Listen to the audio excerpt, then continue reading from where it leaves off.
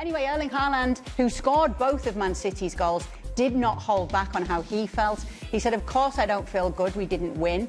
We do something unnecessary in the second half and we don't think we played good enough. We don't deserve to win. I'm pissed off. I think everyone should be. It's not good enough. Right now, I don't think too much of that, individual records. Now I'm just, as I said, pissed off. Wow.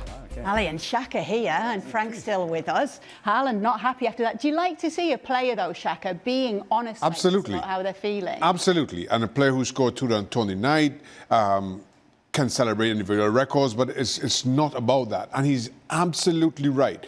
And while everybody, including Erling Haaland and everybody associated with Manchester City, want to put last season behind them, decent-ish by relative to last season start, you cannot, in this competition, you cannot go on the road to Monaco and give up the kinds of goals that you do. Manchester City are or should be made of stainless stuff than that. And as a player, you have to internalize these kinds of performances, or at the very least, these kinds of results, if you do want to rediscover the form of 2 years ago, of 3 years ago. And that's what Erling Haaland is doing. Maybe we would have accepted that last season. Last season was a throwaway, but this time we can't even come close to repeating what we saw. And as a result, we have to be better. We have to ask more of each other. Erling Haaland showing himself to be maybe the leader that City need right now. I thought it was Craig that was talking in that quote. I'm pissed off. Everybody else should be. It's not good enough. That's Craig every day in studio. I'm gonna tell you that.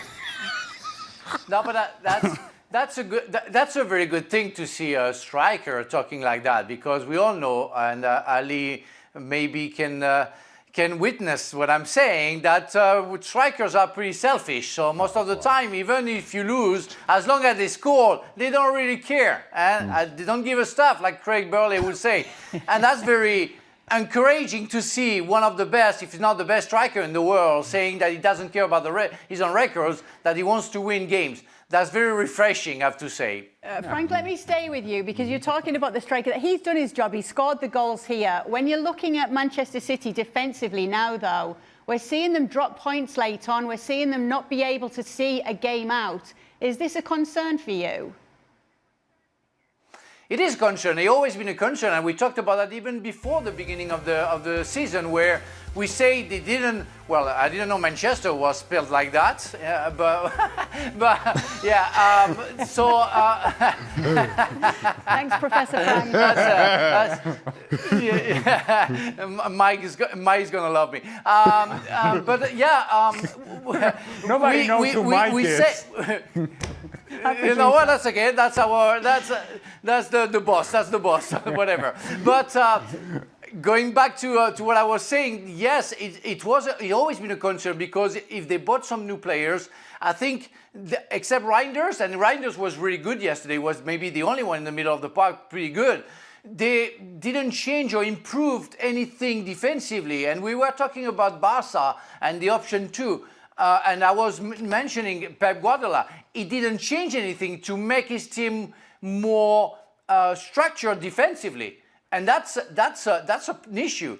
And we saw that yesterday against Monaco. Even if it's a robbery, really, Manchester City should have won that game, but they didn't finish the job, and they got a little bit sloppy. And because they are not structured enough, they opened up and they got a stupid penalty at the end. But that can happen in football. But we know that it's possible every game with Manchester City, that it's something they have to work on. Talking about Erling Haaland, will we be seeing a bit of Haaland dependencia here for Manchester City? Is that what's coming about, Ale? I don't think that anybody would be surprised if that were the case. If he's not scoring, then who else is scoring? Phil Foden, maybe? But then beyond that is you have to hope that Jeremy Doku does something. Beyond that, Reinders perhaps? And now I'm starting to stretch the truth a little bit here as to who's going to come up with the goals. And, well, I guess the numbers showcase that as well. Now, we always expect Erling Haaland to be on the higher end of whatever Manchester City does in terms of scoring goals. But there should be less of a difference between number 1 and number 2. And by number 1 and number 2, I mean number 1 and then everybody else.